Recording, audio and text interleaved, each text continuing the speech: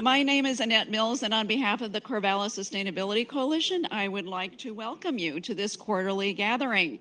It is great to see so many familiar faces and some new faces as well. Welcome. The Sustainability Coalition was launched 19 years ago in 2007, so this is our 20th year.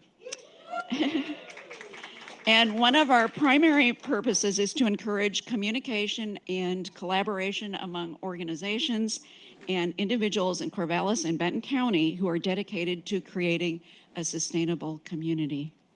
And I know you're all among those.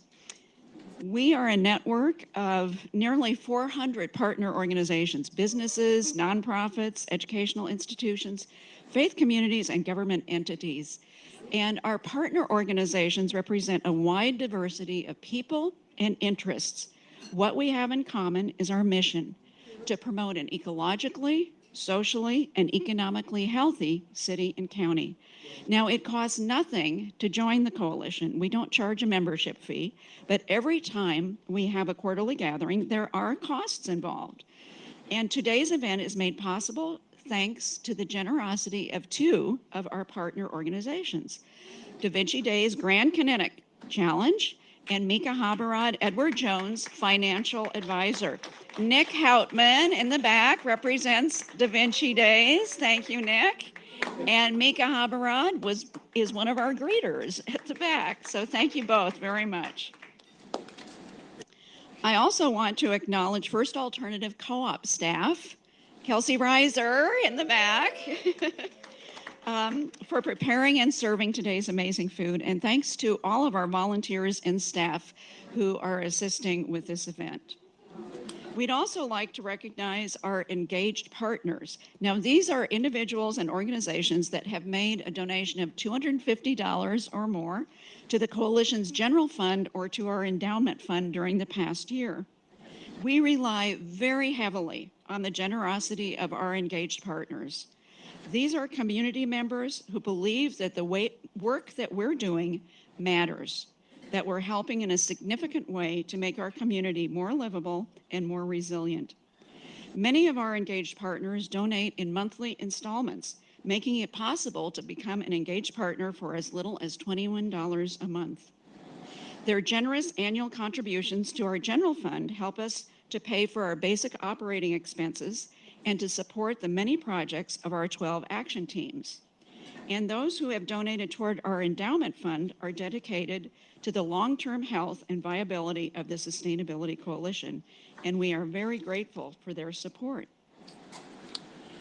We also want to thank our monthly donors. Monthly donations are especially important to us because they provide the coalition with a reliable funding stream.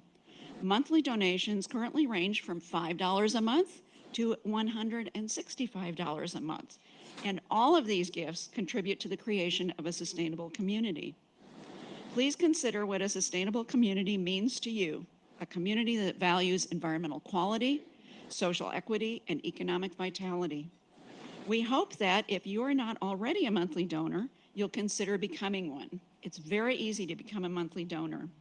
Just go to the donate page, ooh, that sounds good, the donate page on our website, sustainablecorvallis.org, or talk with our administrator, Bree Walters, who's right here in front.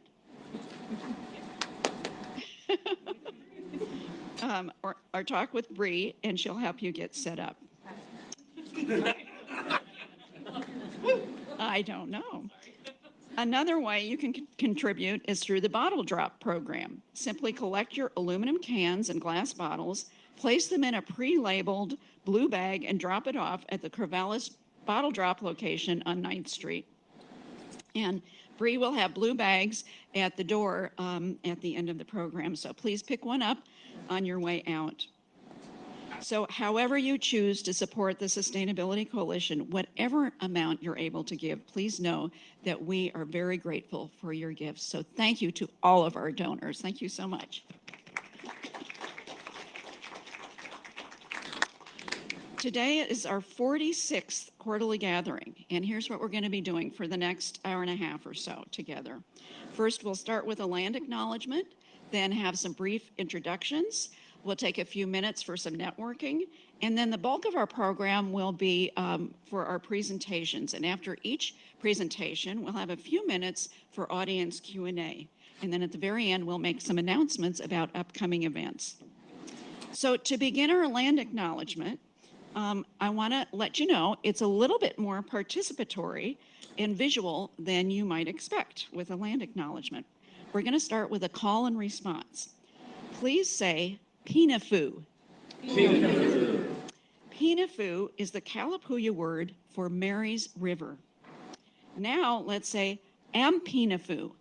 Ampinafu. Ampinafu is the Kalapuya word for the people of Pinafu, people of the Mary's River. Finally, let's say Champinafu. Champinafu. Can you guess what that is? All right. Champinafu is the Kalapuya word for the land of the people of the Pinafu, of the Mary's River. So the Kalapuya were river people. In 1856, indigenous people from throughout Western Oregon were rounded up by federal troops and marched north from the Medford area in the dead of winter. On March 20th, 1856, they camped on the banks of Pinafu. The people were forced to be concentrated in a camp near downtown Corvallis. Now, being a good neighbor to the Kalapuya means honoring our land ancestors of the past and developing neighborly relations with their current descendants. In addition to co-sponsoring the 10th year of the Champinafu series next fall, the Sustainability Coalition raised over $70,000 to purchase a handcrafted indigenous canoe, which is still to be built, and our partner in this project is the OSU Indigenous Studies Program. The long-term goal is for something like this to happen at the confluence of the Pinafu and the Willamette River. And we would like to thank all of the organizations and individuals who contributed to the Canoe Family Project. It's quite a big deal. Thanks.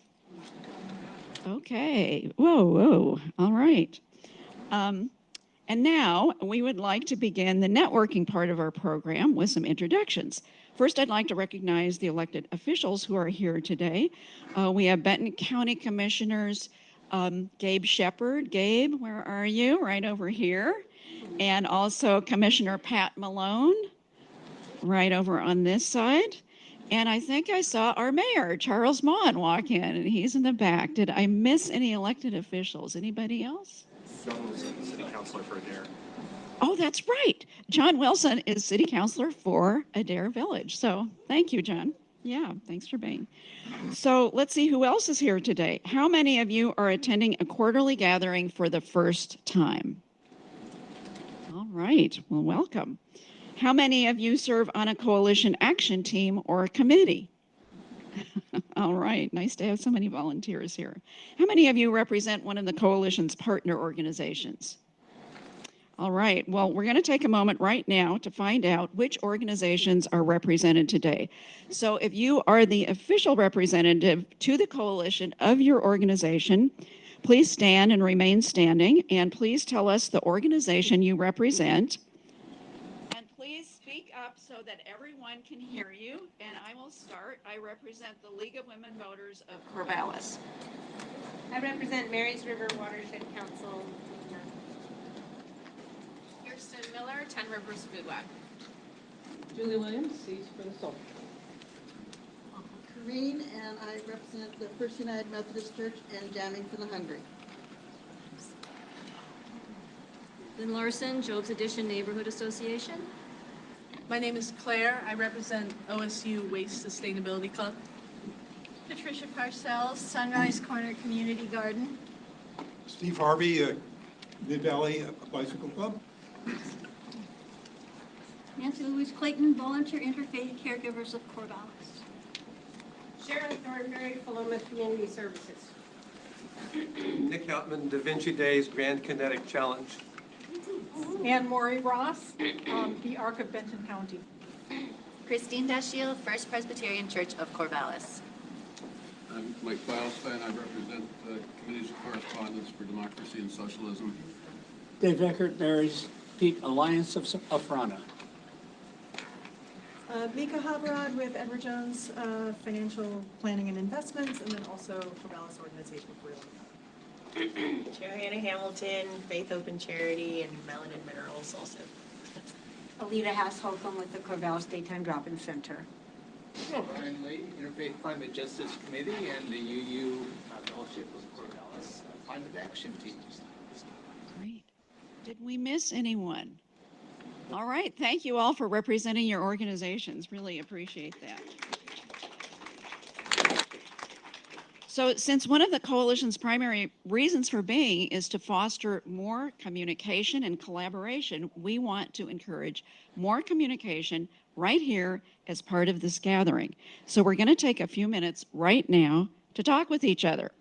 So please feel free to get up and move around or stay right where you are, turn to the people next to you, behind you, in front of you. But please take this time to talk to somebody you've never met before. I challenge each of you, talk to at least one person you haven't met before. At this time, I would like to introduce our administrator, Bree Walters, who is leading the effort to celebrate the coalition's 20th year. Please welcome Bree to the podium. I'm just going to pull it out. Okay. Since its formation in 2007, the coalition has accomplished a lot, and many of those accomplishments are thanks to our devoted volunteers, generous donors, and hundreds of partners who have helped us work towards our mission in one way or another. With the coalition's 20th anniversary approaching next January, we're excited to celebrate all that has been achieved by the coalition over the last 2 decades, and we hope you'll help. We've formed a committee to plan special events and activities between now and next January. But first, we're creating a series of short videos highlighting coalition programs and projects. We shared the first one at the Sustainability Town Hall that I hope you all were able to make it to in March. Please watch for additional videos in the coming weeks. But there's something you can do today to help sustain the coalition for the next 20 years. So several years ago, Charlie and Maria Tomlinson made a generous gift to the Sustainability Coalition for the purpose of setting up an endowment fund. They believed strongly in the work we were doing, and they were interested in the long-term viability of the coalition.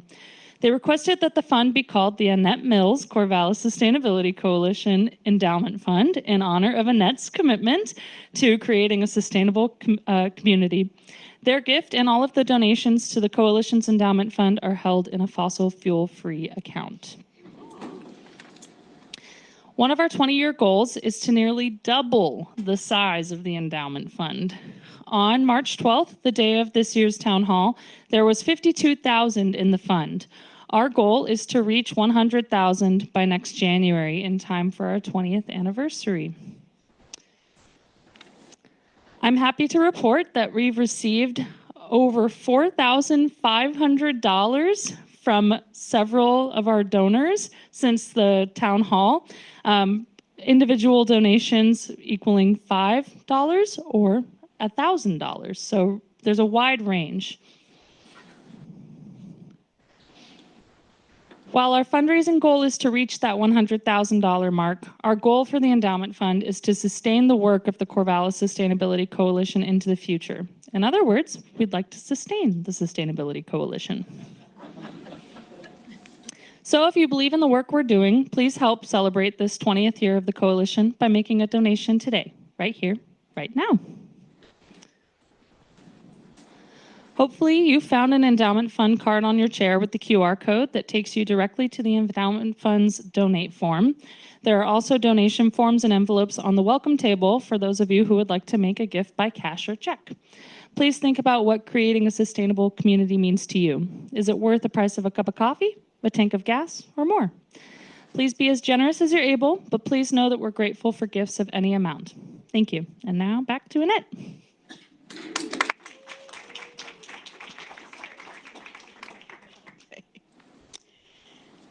And now we're going to move to the presentation part of our program. We have 4 speakers. And our first is Nina Dominici, who is the Education Program Director at Marys River Watershed Council, and she's going to share what they're doing to help create a sustainable community environmentally, socially, and economically. Please give Nina a warm welcome.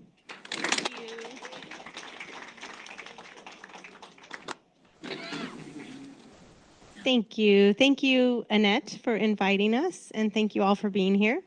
My name is Nina Dominici, and I am the education, can y'all hear me? Okay, the Education Program Director at Marys River Watershed Council.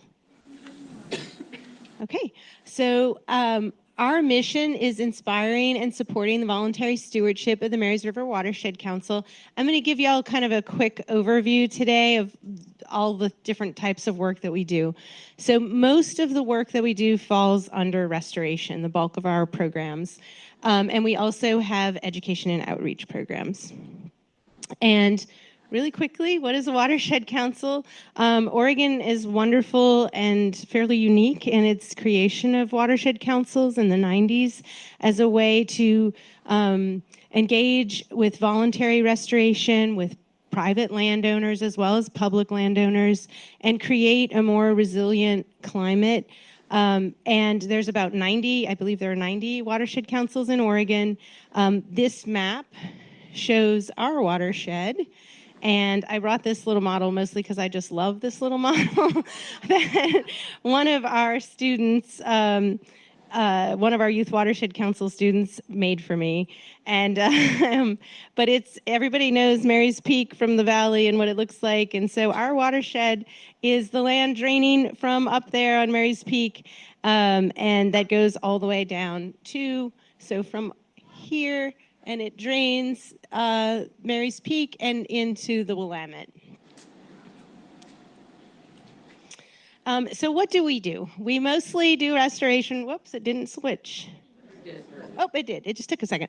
Like I said, we mostly do restoration work, and that's really about recovering ecosystem processes in the areas where we work. And that comes in a lot of forms. It's everything from placing large log structures, improving fish passage, doing beaver-based restoration, lots of native planting and invasive species removal. And we also do education and outreach. And I'm going to go through the next several slides and just try to quickly tell y'all about several of the things that we're doing. In terms of cumulative impact since our inception, we've planted over 560 acres, 128,000 plants, restored over 32 stream miles. Our watershed's about 300 square miles, and restored 60 miles of high-quality fish habitat. Yay! Thank you. And so again, I'm going to go through and just talk about some of the work that we do. In terms of restoration, we have a water quality monitoring program. The dots on the map show our temperature stations. We've been collecting data throughout the watershed. That helps us make informed decisions. Temperature is a really limiting factor for a lot of species, and it helps inform our restoration choices. So like, where are high priority areas to work or to restore, or where are high priority areas to protect. Another part of our restoration project, this is a big project that's currently happening and ongoing, is the NOAA Fish Passage work. It's working, I'll show you the partners on the next page, but there's 18 sites. We're looking at opening up 43 miles of habitat. It's a large federal grant. Whoa, hold on. Oh, the partners they're coming up somewhere. Anyway, so I put this picture here to show, like, a lot of the work we do is replacing culverts. Sometimes those culverts are in really bad condition, like this one. Other times they're perched, which means they're too high up and the little fish can't get up from wherever they're in the creek up to the level of where the culvert is. Sometimes they're undersized, which means the flow of water is going to be super fast, and which would impede animals from moving up and down the stream. So we replace culverts that need it. This image is one of the dams that's being like reviewed as part of this grant. I don't know if this one in particular is scheduled to be removed or we're looking at alternatives. Again, just all focused on improving fish passage. Here's the partners. And this is another partnership that we're in. Many of these, all these watershed councils are also involved in that NOAA grant. This is a little bigger collaboration. It's called the Mid-Willamette Beaver Partnership. Yay, beavers. We love beavers. We're always doing beaver stuff every chance we get. So we developed a tool for analyzing where good options might be for setting up beaver-based restoration, collaborating or coexisting with beavers, and trying to encourage where they can coexist rather than be removed, as well as areas that we can do work that encourages them to move into an area like plantings, or what you see here, they may do, I can't think of the word right now, beaver dam analogs and post-assisted log structures, which are like fake beaver dams that will kind of slow the flow and often encourage beavers to show up, especially when paired with plantings. Okay, another big project we did was Reese Creek. This was last year's restoration tour that we did. Amazing project. It's exciting. We converted almost 13 acres of ag land to riparian forest, working with private landowners. The heavy equipment you see there is doing a bank pullback where they're pulling the land back, re-engaging the water in the floodplain. They replace culverts, tons of plantings, and just improving fish passage. And here's some more pictures. That's the culvert getting replaced. You see the large log structures, and then the planting crew. This is another restoration project. This is Shot Pouch Creek. Again, really amazing project. This is going to be this year's project tour, so keep your eyes peeled for that notice. It's a super cool project. Lots of large logs that were salvaged from the fire. I think we had a couple hundred. I don't know. It was a lot of trees they put in the creek. And we also built a lot of BDAs with our Youth Watershed Council and put in some off-channel alcoves for amphibians.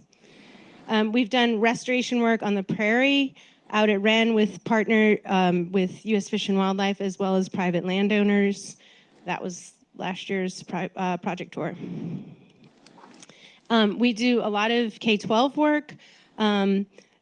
Last year, we engaged with over 3,600 students, everything from like in-depth engagement, where we have stuff that's ongoing, to just quick, like these show tabling events like at Festival Latino, Get Outdoors Day, that was Salmon Watch, those kind of things that will show up and help other community partners with their events.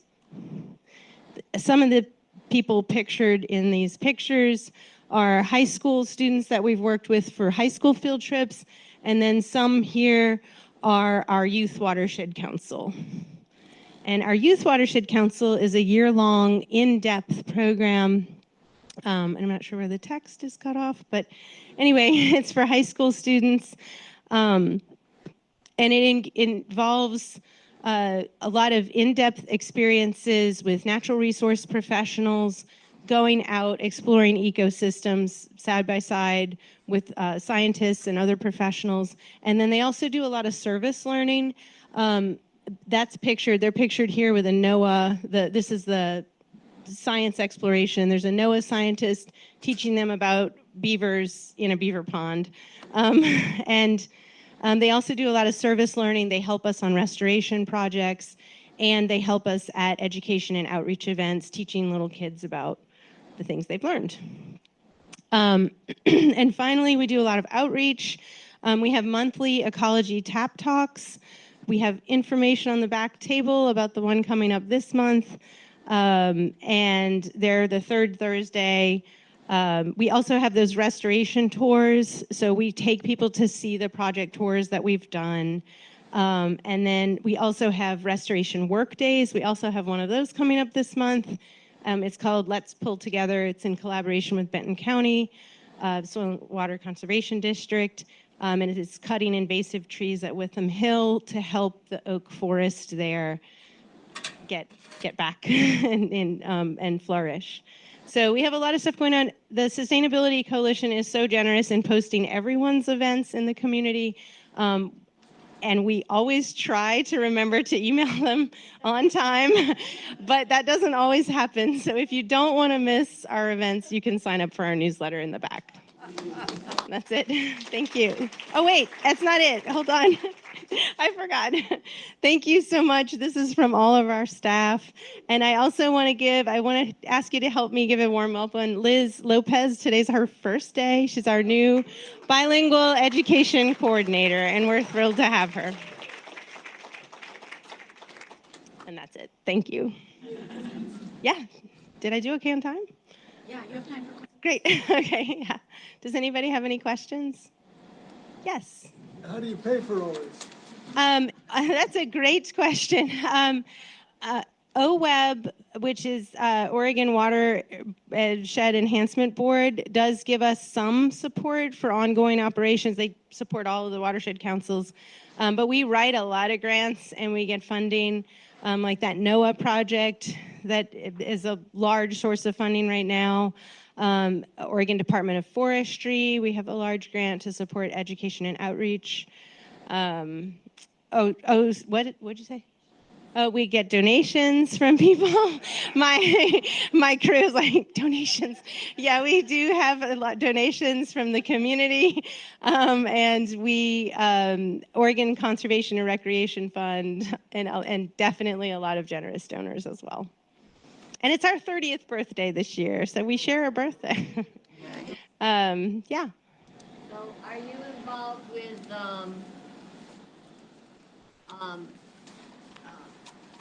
Greenbelt Land Trust? Yes, we partner with Greenbelts for a lot of we partner with a lot of different folks. We are a separate organization, but a lot of the programming that we do, for example, we're partnering with them right now on a beaver coexistence project. That was recently featured on KLCC, and it's going to be on Science Friday, we think. Anyway, we're really excited about that. Yeah, so that's supposed to be coming up. And we partner with them a lot for our Youth Watershed Council work. They will take the kids out, the high schoolers out there to do work. And we also, next Saturday, we're having, I can never remember, beavers, bees, blooms, and birds. It's a lot of bees. Anyway, it's like next Saturday the 9th, we'll be partnering with them on like an education outreach day. It's a great day for little kids to come out and learn about those 4 things. Any other questions? Yeah. Do you do any work in the Rock Creek watershed? To influence what they do in the Rock Creek watershed, where we get our drinking water? You want to take that? We do work there, but we can't control what they do. Yes, We work with the city as much as we can. we do partner with the city on a lot of projects. They're a great partner for us, and we do not have control over that, but that is where a lot of our drinking water comes from. They've been really cooperative partner, but they have, I don't know that much about how their operations work with the harvesting of our drinking water and that. But yeah, we have partnered with them for years. But that's their operation. Any other questions? That's it. Thank you. Don't forget your model. Thank you so much, Nina. So people often mistakenly think about sustainability only in environmental terms. And although protecting and restoring our life support system, our water, our soil, and our air is absolutely critical to sustainability, the social and economic aspects are also essential. Our next presenter is Sarah Cunningham, who represents a nonprofit called Fresh and Local First. And the social aspect of sustainability is about meeting people's basic needs. And as you'll hear, Sarah and her team are especially focused on this part of creating a sustainable community. Please welcome her to the podium. All right, thank you all for giving me the chance to speak with you today. I'm Sarah Cunningham, and I'm here today in my capacity as Secretary for Fresh and Local First. Before I get started, I want to make a moment to thank Vonda Peters, Event Coordinator with the Corvallis Albany Farmers Markets, for the beautiful photos that you're going to see. So one of the most difficult problems to address in a local food system is how to make fresh, local food affordable for low-income community members while still providing an adequate income for our local food producers so they can stay in business and keep feeding us. Small-scale farmers depend on farmers markets to sell their market produce and their other goods. While fresh fruits and vegetables are necessary for good health, they're often more expensive than many processed foods of lower nutritional value and with larger carbon footprints. So Fresh and Local First was founded as a 501c3 nonprofit in 2017 to address this twofold problem. One, low-income households have limited access to the wonderful fresh local food that we have in our area. And two, small farmers and local food producers have a difficulty making an adequate living to stay in business. We are a fully volunteer organization that raises funds through a combination of grants and local fundraising. In fact, we got confirmation of a couple of opportunities of both types just recently. This Friday, I'll drive out to the coast to accept a small grant from the Silet's Charitable Contribution Fund, and we just confirmed 2 dine-out restaurant fundraisers, so exciting movement there as well. More on that in a minute. Our board of directors includes a number of different individuals, including academics specializing in food systems, nutrition, food insecurity, and rural issues, as well as human services, emergency food, and community outreach professionals. We've also have people involved in agriculture and other volunteers who are just really passionate about local food systems and improving them. Joan Gross is our president, and Shannon Kaplan is our treasurer at present, and we operate in Benton and Lynn counties. So historically, we have tried to address this twofold problem by supporting SNAP Match at farmers markets. For those who may be unaware, SNAP stands for the Supplemental Nutrition Assistance Program, and it is the primary program by which the federal government distributes funds to low-income households and families, funds for food specifically. The farmers markets that we've partnered with include the Corvallis Saturday and Wednesday markets, the Corvallis Indoor Winter Market, the Albany Farmers Market, and the markets in Lebanon and Sweet Home. And we have supported SNAP Match in these markets in a few different ways historically, depending on the requirements of a given funding cycle, and especially in the early days, we provided some local matching funds that enabled markets to access larger pots of funds to support SNAP Match. Other times we've added to the contribution to make the match a little bit bigger, from $10 to $20, for example. And in November 2025, you might recall that SNAP was disrupted as a result of the government shutdown.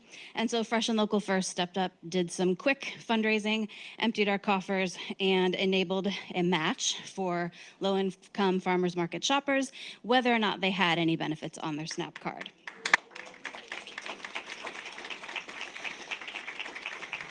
We called this program Community Bucks, and that's what you see on screen here. Now, importantly, SNAP benefits have never been sufficient to make fresh local food the first choice for low-income members of our community. And there have also always been people categorically excluded from SNAP. And both of these problems have worsened of late, which is why Fresh and Local First is pivoting toward Community Bucks. So the first clue that SNAP benefits will be insufficient to make that fresh local food the first choice for low-income households is in the name. It's supplemental. The benefits rarely last through the end of the month, even without shopping at farmers markets. And in the past couple of years, the inflation rate for food has worsened, and the SNAP benefits have not kept pace with that. In other words, SNAP dollars today don't go as far as they once did. Also, thanks to recent changes at the federal level, it has also become harder for people who once qualified for SNAP to continue to be eligible to receive those benefits. In fact, in the past year, 2,672 people in Lynn and Benton counties lost their SNAP entirely due to these new restrictions implemented at the end of 2025. As a result of these and other factors, hunger in Oregon is at record levels. Visits to the Oregon Food Bank Network reached a record 2.9 million visits last year, which is a 51% increase over the last 2 years. That's huge. There are also people who have never been eligible for SNAP because they're considered categorically ineligible. This includes undocumented immigrants who are a critical part of our food system, and of which Oregon has approximately 120,000, according to the Pew Research Center. Most college students enrolled more than half-time are also considered ineligible for SNAP unless they meet certain other exemptions, having a dependent to take care of or a disability, for example. I think it moves. Okay. So rather than continue to match a resource that has declining enrollment and which just doesn't stretch as far as it historically has done, we are pivoting to this new currency, Community Bucks, on screen here, and which we piloted, as I said, unexpectedly in 2025. At that time, we distributed $9,882 at the Albany and Corvallis farmers markets for that. Community Bucks can be spent on everything at, oops, too far. Everything at the farmers market, with the exception of cut flowers, ornamental plants, and restaurant food. And so one of the things that's nice about Community Bucks is that it's going to complement the existing Double Up Food Bucks benefit, which is the primary SNAP match we have at farmers markets today. That's a wonderful benefit, and it's also limited to only fresh produce, fruits and vegetables and the like, right? And a few other dried beans and kinds of things. What that leaves out is some of our local food producers who, for example, raise eggs and chickens, that kind of thing. And so while the Double Up Food Bucks benefit is wonderful, it represents a small nutrition gap for those who receive it, and also potentially a missed opportunity to help even more of our food producers. So another thing that's going to be nice about Community Bucks relative to the Double Up Food Bucks benefit is that Community Bucks will not expire. Double Up Food Bucks do expire at the end of the year, and this is often after the market season has concluded. So there's a window where they're not really being that as useful as they might be. So our hope is that Community Bucks will not only benefit all farmers and food producers who sell their products at farmers markets in our area, and will also then reach people that SNAP doesn't reach. Community Bucks will offer all people who fall below 300% of the poverty level an extra $20 to spend at the farmer's market, and eligibility is going to be determined in very much the same way that it is at area food pantries, with the simple form attesting need. No names are collected, just zip codes for our reporting purposes.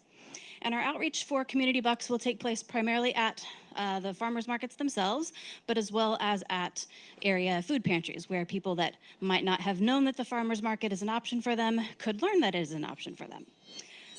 We're going to offer Community Bucks our plan is to offer them next, at the Lebanon and Sweet Home markets, because those rural markets have historically had less support for this kind of programming than some of them closer to home, for some of us anyway. And in the meantime, we are doing some small-scale local fundraising to try and get us to a point where our grants can complement our small other streams of funding, and we could offer this at all markets all season long. That's where we'd love to get into the future. So there's several ways that you can help us to achieve that goal. Connect with us first. Keep an eye on what we're doing. Follow us on social media. Visit our website where we're making announcements about events and things like that. I would also love to hear your fundraising ideas. We recently thought outside of the fundraising box a little bit in a partnership with Slow Food Corvallis and a hands-on grain processing fundraiser, which I thought was a super fun idea. But tip jars, restaurants doing dine-out partnerships, those are all also very much appreciated. So opportunities that I might not be aware of, I would love to talk to you about. Also, if you shop at Fred Meyer and you have one of those reward cards registered, you can link it to our organization in their Fred Meyer Community Rewards program. If you go to our website following that QR code, it'll take you to a link that makes it nice and easy. But you just look us up by NPO hashtag AJ133, or just go to our website because it's a lot easier that way. And then lastly, we invite you to consider making Fresh and Local First part of your regular charitable giving. We have a few folks that are generous regular supporters for us on our PayPal, other folks who come out to the events when we have partnerships and dine-outs. All of those kinds of things are very much appreciated. Our next opportunity to support us through a dine-out is at Del Alma on Thursday, May 14th. There will be a special tapas, a special entree, and a special cocktail you can order. The proceeds from that, a portion of that above cost will come to us. And then I don't have this on the slide because I just confirmed it before I came here today. But on Thursday, June 4th, the Naked Crepe Cafe is going to do a benefit for us all day long. Anything that you order, easy peasy. So we're very excited about that. Come to the website and we'll have a flyer, or come to the social medias and we'll have a flyer for you very, very soon. Thank you for letting me speak with you. Can I answer any questions for anyone?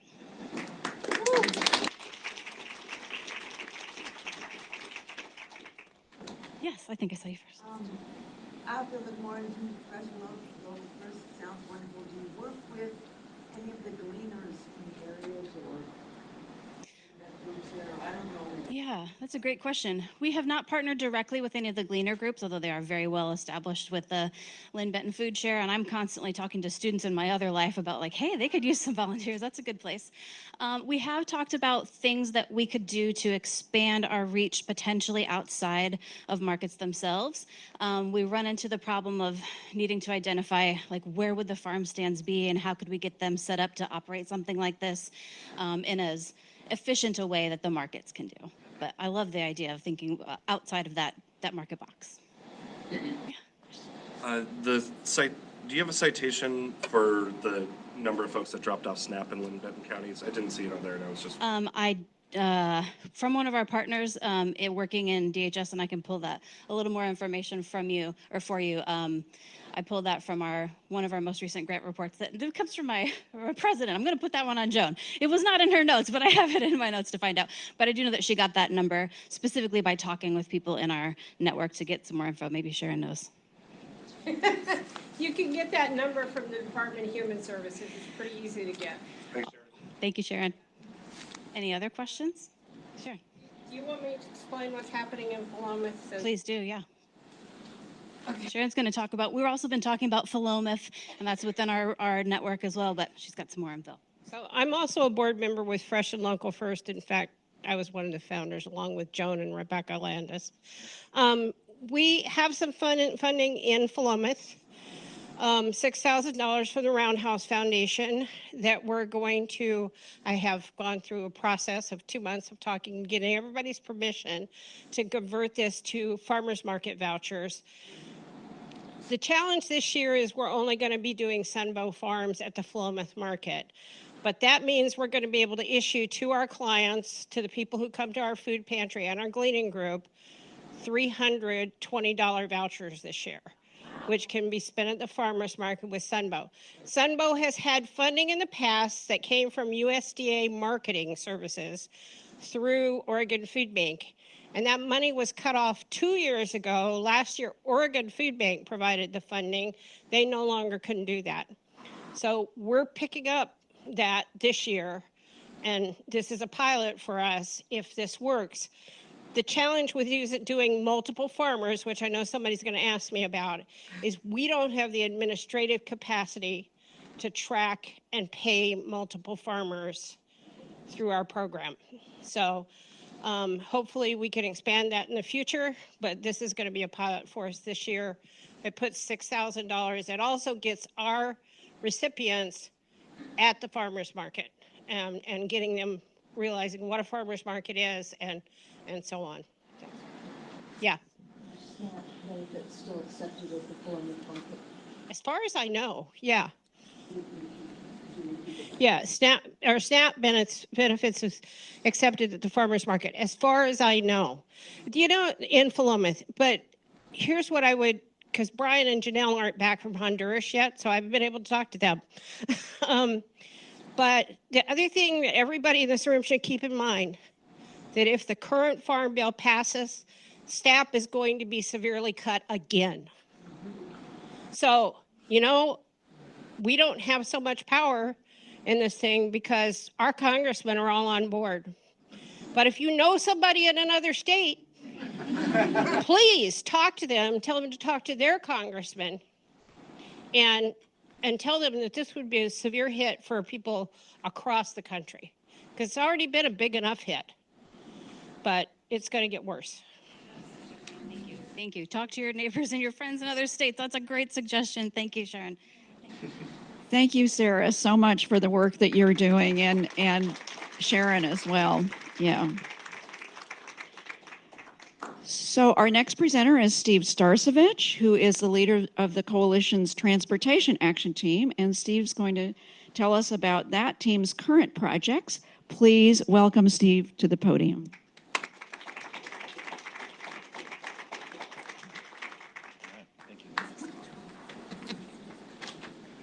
Hi, everybody. I'm Steve Starcevich, and I'm going to tell you about 2 actions and volunteer opportunities that the TAT organizes. It's the Corvallis Trip Count and Mobile Bike Rack Transport Program. And they both center around how we can shift transportation mode share to active transportation. And by transportation mode shift, I mean reduce the number of motor vehicle trips and induce more active trips like walking, biking, rolling, and taking the bus. So I spend pretty much all of my free time thinking about this, reading about this, and working on the mode shift.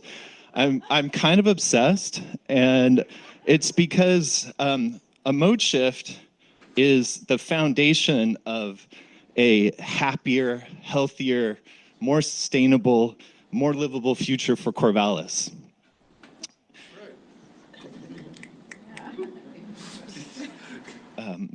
And so the climate crisis is a big reason to shift to active transportation.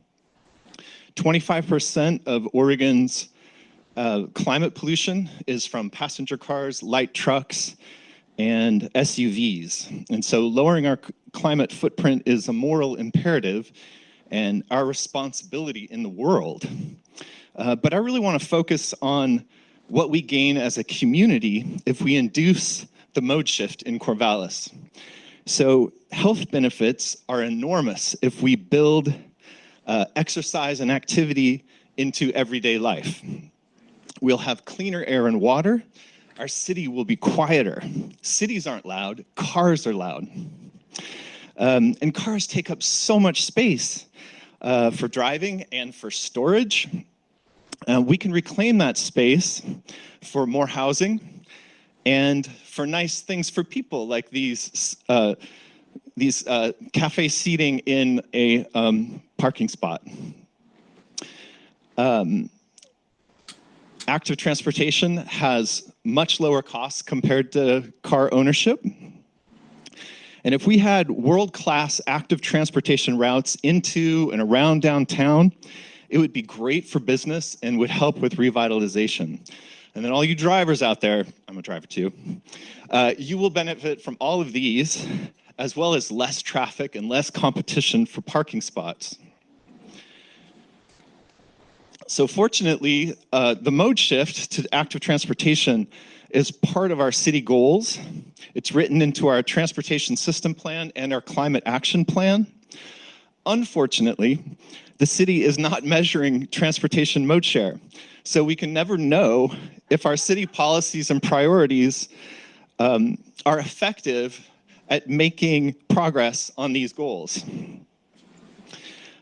Fortunately, I'm a fish biologist and I do field projects, and I love planning and conducting research projects. And I'm also a part of this glorious sustainability coalition that's filled with engaged people willing to volunteer for projects. So given my mode shift obsession, I just thought, well, let's just measure mode share, transportation mode share for ourselves. And that led to the Corvallis Trip Count. It's inspired by the Portland bicycle counts. In 1 week in October, we monitored 92 sites. It's the yellow dots you see on this map of Corvallis. I selected the sites to cover major routes for all transportation modes in all wards and most neighborhoods, and included sites on neighborhood bikeways, school routes, and some sites that the city did bike counts in the past. We did 102 surveys. Each of them were 2-hour shifts in the morning and in the afternoon. And we had 42 amazing volunteers. They tallied trips by motor vehicle, bike, pedestrian, scooter, and other mobility devices. We even counted 2 horses. All right, let's get to the results. So focus on the city mode share table in the middle. I don't think it'll be a surprise to anyone that our city is dominated by motor vehicle traffic. So 92% of the trips we counted were by motor vehicle, and 8% of the trips were through active transportation. One thing you'll note is that we're missing the public transit mode. So I thought I could get those statistics from Corvallis transit system, and they don't have access to quite as fine a scale as I needed. So next year we'll probably figure out some way to incorporate it. But at the same time, some of the pedestrians who were walking to bus stops were counted. And so there is some transit user trips in here as pedestrian trips, but I'm not quite sure how much. Another great thing about this number of sites and their distribution is that it's scalable from the individual site to neighborhood to bikeway or ward. And then you can ask different questions. For example, the bar graph on the right shows active and motor vehicle mode share for each ward. And what immediately jumps out to me is, why are Ward 2, 4, and 5? Why do they have more active transportation? And what's causing lower active transportation in the other wards? I also compared sites around OSU. Those are the points that are the Beaver Believer colors. To the rest of Corvallis, the rest of those yellow dots. So OSU still has a lot of motor vehicle traffic, but it has 4 times more active transportation trips than the rest of the city. OSU has an advantage. It's got high-density mixed-use neighborhoods around a highly walkable core. So this type of urban design gives us a hint of how we can grow sustainably as a city, reduce car dependency, and increase active trips. Like I mentioned, the city did bike counts at sites around Corvallis from 2012 to 2015. And we did trip counts at 11 of those sites. You can see them as the pink dots spread throughout the city on this map. And so the graph on the middle has bike trips per hour on the y-axis, year on the x-axis. Each line represents one of these pink dots. And as you can see, at every single site, bike trips declined over the last 10 years. So the city is doing some really good things now, but I think this suggests that it wasn't doing enough over the last 10 years to induce more bike trips. Corvallis overall experienced a 48% decline in bike trips at these sites. Just for comparison's sake, Cambridge, Massachusetts, another big college town, it has about twice the population that we have. They have actually started inducing mode share changes. And so over a slightly longer time period, they induced a 250% increase in bike trips. And over the same study period that we're showing here on this plot, Cambridge induced 283% increase in bike trips by children. And it really makes you ask, what has Cambridge been doing that Corvallis hasn't done over the last 10 to 20 years? And this is why I love the trip count. And this, year one of this data set is that we can start asking these questions and making these comparisons. We can see what worked in other high-performing cities and apply those to Corvallis. We can set quantifiable, time-bound goals and then evaluate the effectiveness of our policies and priorities using this data set, and then improve upon them and try to achieve the mode shift that we desire. All right, so I'd like to thank Corvallis Public Works for loaning us tally counters and these awesome high-vis vests. Did you guys see the high-vis vests, people, last October? It had some nice social media conspiracy theories going on. It was pretty funny. And Public Library is just so awesome. They were so open to hosting our box for trip counters to go back and forth, dropping things off and picking things up. So thanks to them. And then, of course, our amazing trip counters. When 42 people volunteered, I was a little worried, like, what have I gotten them into? And it actually turned out to be pretty fun. And I think everybody enjoyed it. I think with one exception, someone ended up counting like 5,000 cars over, I think, a 1 hour period. And it was partly my miscommunication, but she did it and it was awesome. So thanks to all of these people. All right. So now I want to talk about the other mode shift project that we do. It's the Bike Rack Transport Program. So this program was created by the TAT and then adopted by Corvallis Public Works, and it's now managed by Public Works' Active Transportation Group. And this is how it works. If you don't know, public and private event organizers fill out an online form to reserve racks through Public Works. We're notified, and we organize the transport team volunteers to haul racks to and from the event using bikes and e-bikes. Team volunteers can sign up to haul racks, which you see here in the photo, or be a spotter. And this program really is a mode shifter. Each event makes it clear that providing convenient and sufficient bike parking induces people to replace car trips with bike trips. And it's so clear you often cannot see the racks at the events because they're so covered with bikes. So it's really hard to take photos. Like at this last year's Filmed by Bike event, you see all the bikes. You cannot see the racks. This event's coming up in another 2 weeks, I think, so keep your eyes out for that. It's a really cool event. And I think they're ordering more bike racks.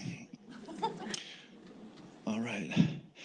And then just to show you the empty racks and how they fill up, I like to show a before and during photo. We have a long list of sites. It's growing, or events. It grows every year as more people hear about it. And so we need more volunteers. Our volunteers are really busy, and especially in the summer. So it's always great to have more people on board. So I'd like to thank the Bike Rack Transport team and Corvallis Public Works and Josh Capps for doing such a great job managing this program. I think that's it.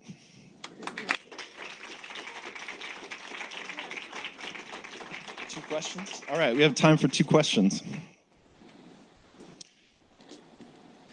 Mayor?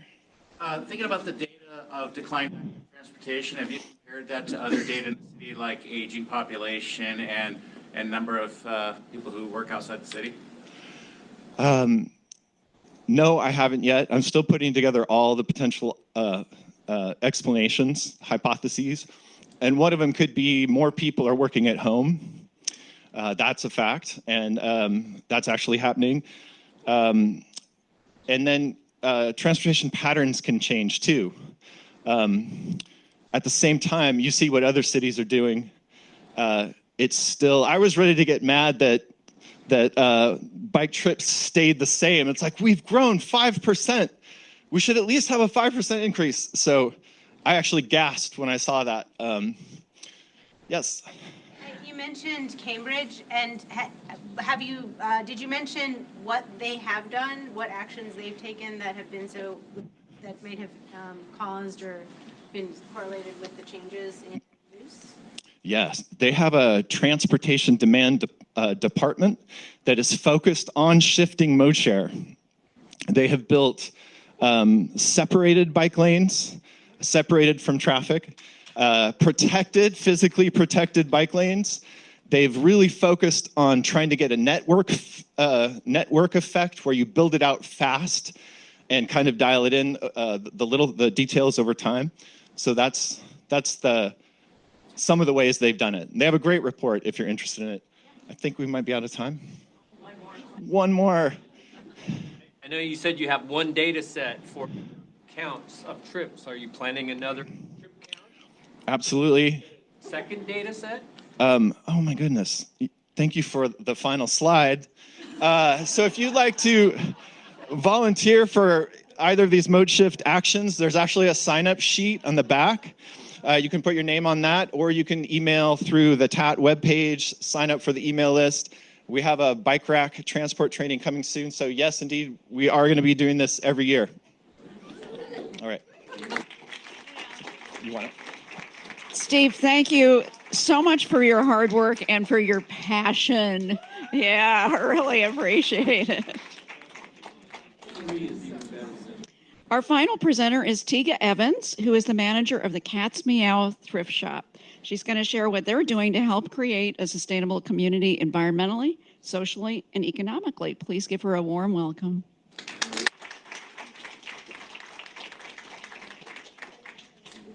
I've never used a microphone before, so bear with me and yell if I start deviating from it. Okay, so my name's Tiga. I run the, what? Okay. I run the thrift shop for Heartland Humane. If you don't know, we fund the animal shelter. We bring in about 30% of the budget over there. Also, if you don't know, we just moved to a new location on Kings Boulevard. So I'm curious, how many people, just raise your hand if you've been to either location. Oh, thank you. We appreciate your support. On Kings Boulevard, do you know where the HK Asian Market is? Yeah, in that shopping center. So, like I said, we raise funds for the animal shelter, which is our main goal is to protect animals, cats, dogs, and small pets. The shop was started in 1995, so we celebrated our 30th anniversary last year. So everyone's coming of age right now.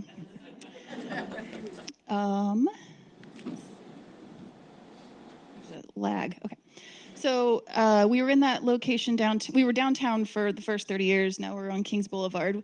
We have the building itself is bigger. We've got a similar square footage on the sales floor. We have 2 bathrooms now, and they're public access, so you don't have to rush your shopping trips anymore. And 2 fitting rooms that are double the size of our old one, so that's been a huge improvement. We also have a meeting space, and then the thing that everyone's very excited about is the cat lounge. So you can go, I don't think we have pictures of it right now, but you can go in and pay like $10 to spend an hour with kitties, and they're all adoptable, so you can take them home if you want. One thing I wanted to mention is at this new location, we have our donation intake has literally doubled what we had at the downtown location. So it's been a challenge to handle all of it, but it's a beautiful challenge. So we take pretty much everything except for large furniture. So collectibles, knickknacks, all the accessories you might have, books. You can't quite see the books in there, but jewelry. Lots of puzzles. That's my favorite part. I think I might have skipped a slide, but pretty much everything that you can imagine seeing in a thrift store, though. Clothes is our bread and butter, obviously. That's like 25 to 30% of what we make our money on is clothing. I'm trying to think of other fun things that you might find in this store. It's all those, the tchotchkes and the trinkets, as the kids are calling them these days. Okay, so you can kind of see what's going on in our donation intake area. Donation processing is our biggest challenge. We have 30 to 40 donations per day, where we used to get like 15 to 20 a day. We have limited space, but any thrift store you talk to is going to have the same issue. So we're all struggling in that way. But we try to be really discerning with our quality as well. So we try not to put out merchandise that isn't broken or dirty or stained. Things get missed, but we try not to provide gross things to you. So what I'm always telling the volunteers is usable is not necessarily sellable. So just something to keep in mind when you're donating as well. The reason we're here today, so we do our best to reuse, redistribute, recycle, and then I'll talk a little bit about our social and economic points as well.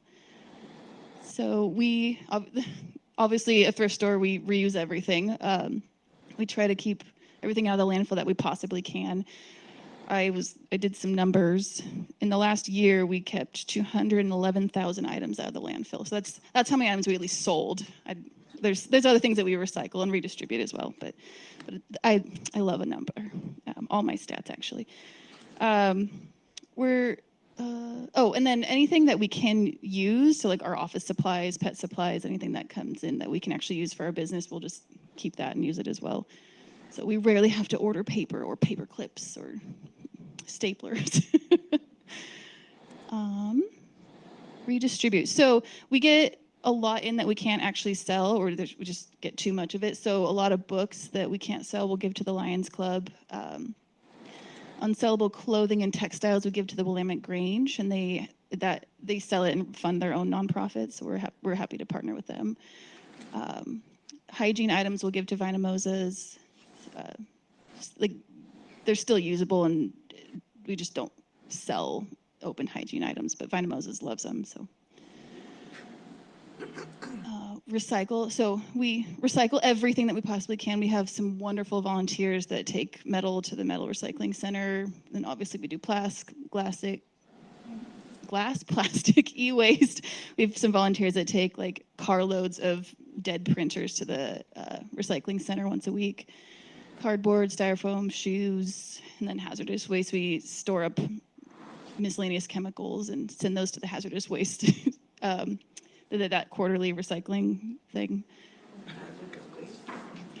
I know Republic Services, someone might know more than I do on this, but you can bring your hazardous waste. Yeah. So like cleaning supplies and paint. I know paint is another one. Things that we can't sell and you don't want to throw down the drain, I guess. Socials. This is one of my favorite parts. So our thrift store is run almost solely on volunteers. There's just me and our assistant manager, and then we've got 115 active volunteers. So they show up once a week, once a month, usually not less than that. The two ladies in here actually are there like 3 days a week. They would come more if I'd let them, but I'm like, don't burn out. I need you. And they put in 1,500 to 1,600 hours a month. So everything that happens in the store, donations are processed by volunteers. The sales are rung up by volunteers. The cleaning is mostly done by volunteers. Everything is done by a volunteer. It's very beautiful. There's a volunteer in here today as well. Court order community service. So we allow a lot of people who've gotten a little bit of trouble and have to do some community service hours. As long as it's a nonviolent crime, they can come do their hours. So we've got 4 volunteers right now working off their service. I love it because then they get to clean the bathrooms for me. But they do more than that as well. But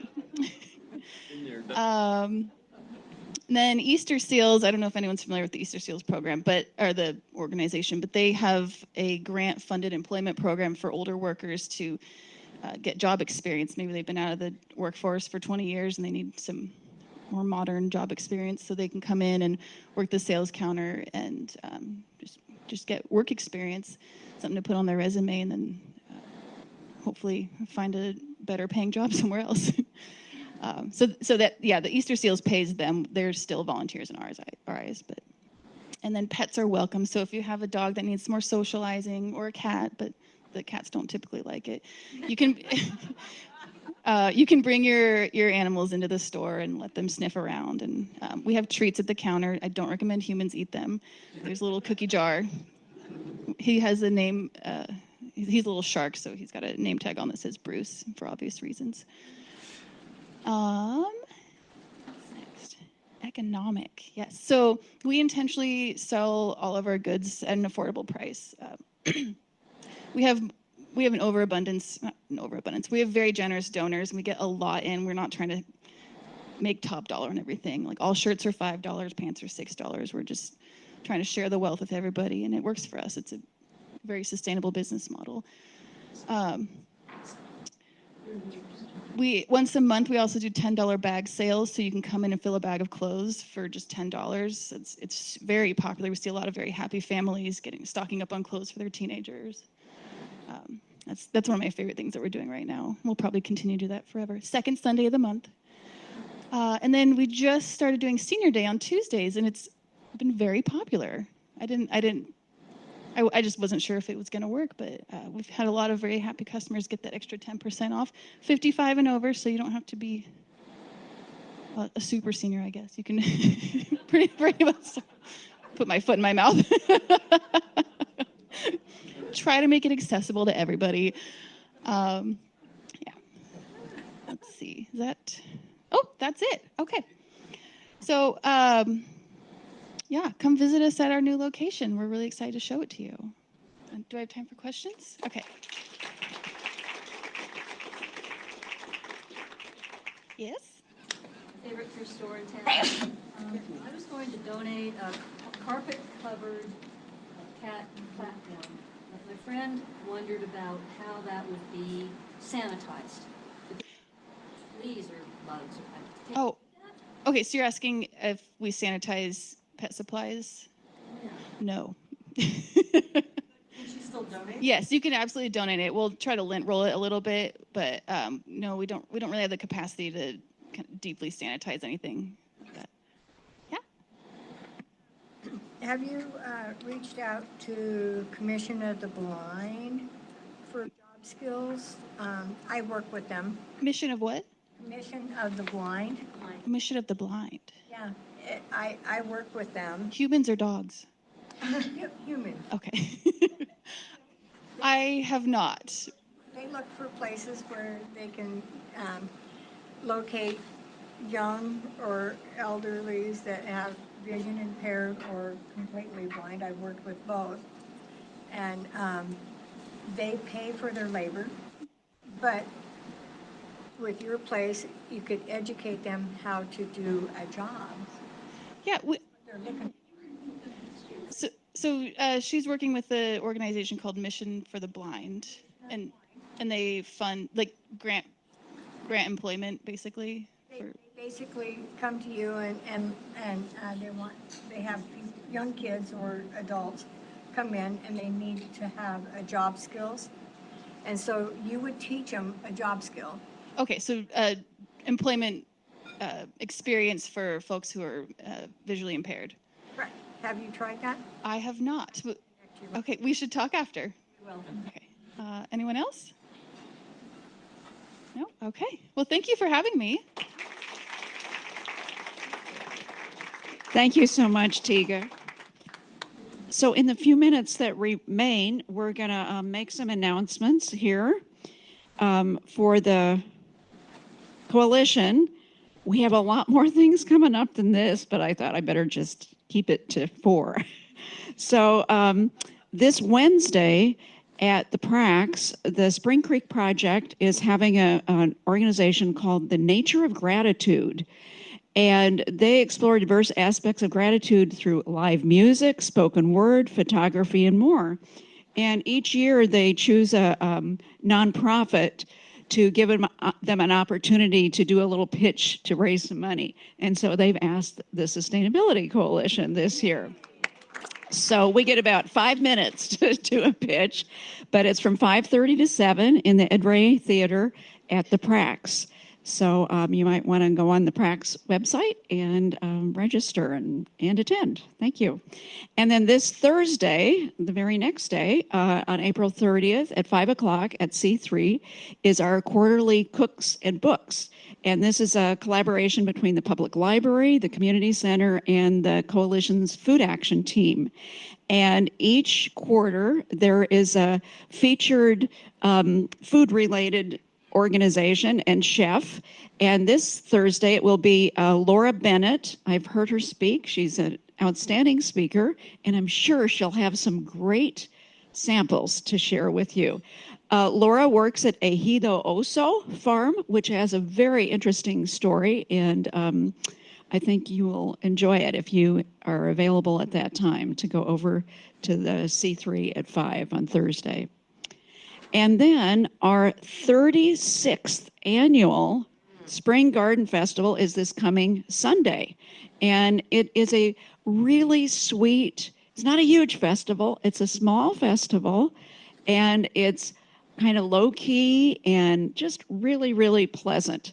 There are a lot of vendors with plants, seeds, various types of information. Our Food Action Team will be there. There's also handmade original art and craft items, Wild Yeast Bakery, and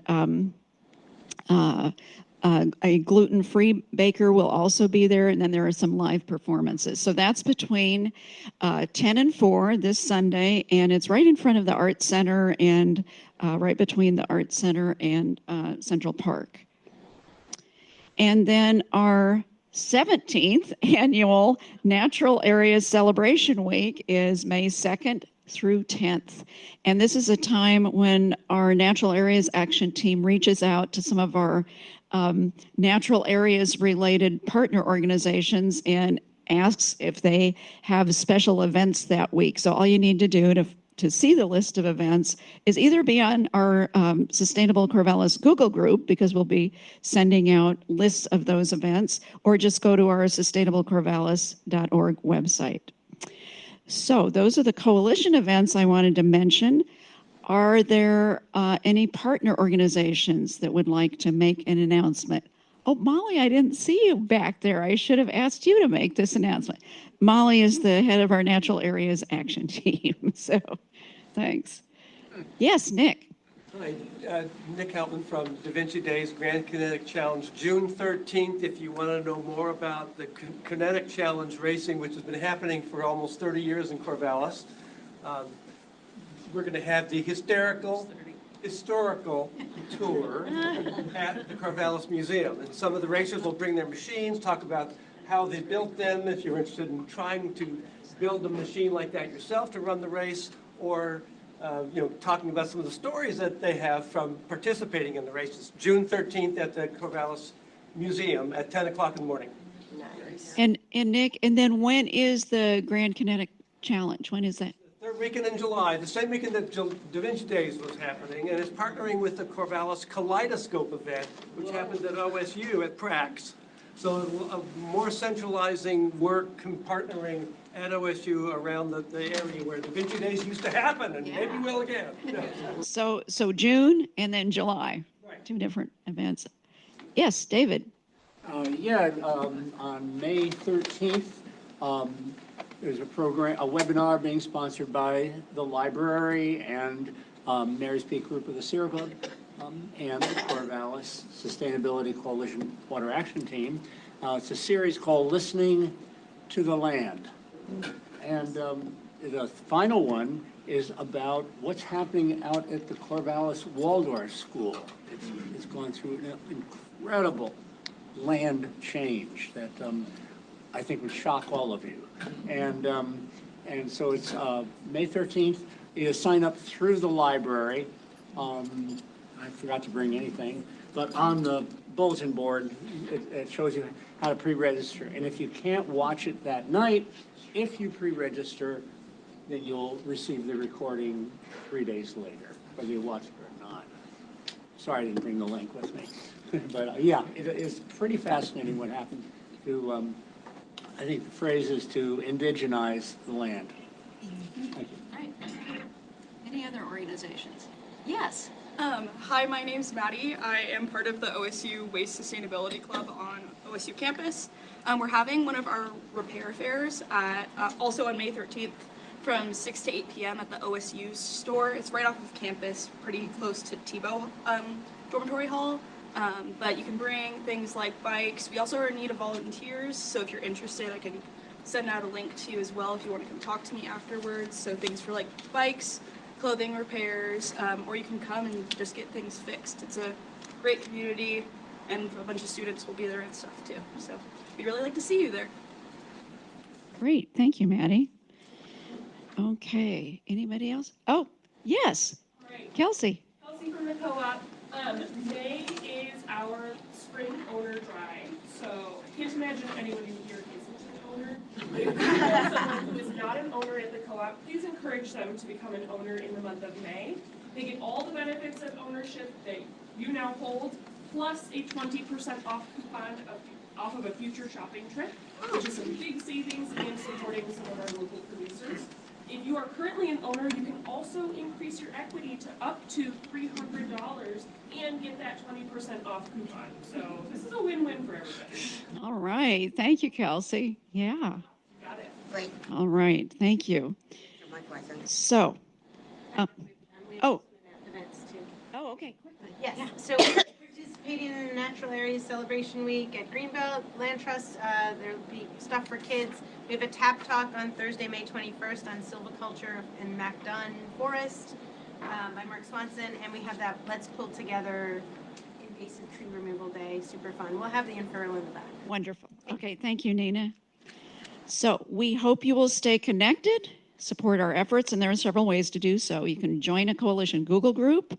We encourage everyone to join our Sustainable Corvallis Google group that allows both the coalition to make announcements, but also our partner organizations. So it's a great way to find out what a lot of people are doing. Follow us on Facebook and Instagram. Great way to keep up with what's happening. Check out our website, and we hope that if you're not already a volunteer, that you'll join an action team or a committee.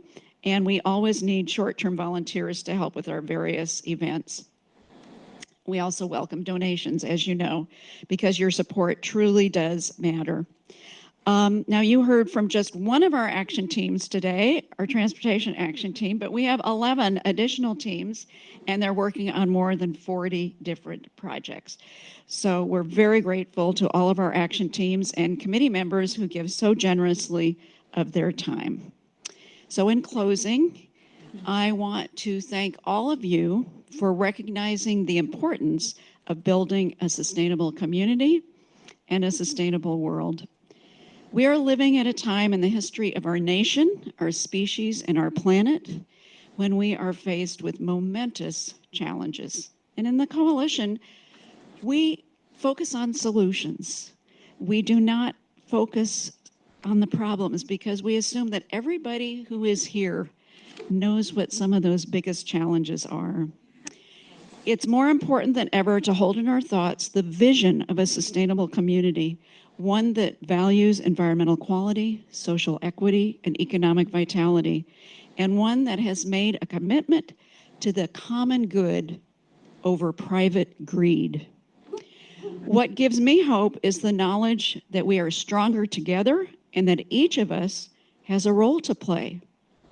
So let's seize this opportunity to be part of a great transition, to participate fully in our cherished democracy, and to live as lightly as possible on the precious earth that is our home.